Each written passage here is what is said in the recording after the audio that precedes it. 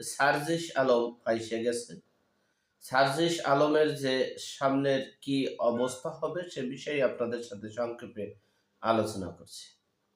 দেখেন, এই সার্জিস আলম যখন জুন জুলাইয়ের আন্দোলন হয়েছে, এরপর থেকে আমরা একটা প্রত্যাশা করেছিলাম যে ছাত্র জনতার যে রাজনৈতিক প্ল্যাটফর্ম হবে সেখানে সবচেয়ে মানে ভালো কিছু করতে পারবে সার্জিস আলম। কারণ হচ্ছে তার বক্তব্য, তার অ্যাটিটিউড, তার যে কথাবার্তা, তার দৃষ্টিভঙ্গি খুবই ভালো। ১, ২ নম্বরে হলো তিনি মেধাবী, ঢাকা বিশ্ববিদ্যালয়ের ছাত্র। এমনকি তিনি এই যে বাংলাদেশটাকে ২ টা ভাগে ভাগ করে উত্তর অঞ্চলের যিনি দায়িত্বপ্রাপ্ত নেতা সার্জিস আলম। সেই সার্জিস আলমের বক্তব্য, সেই সার্জিস আলমের বাচনভঙ্গি খুবই ভালো লাগছে।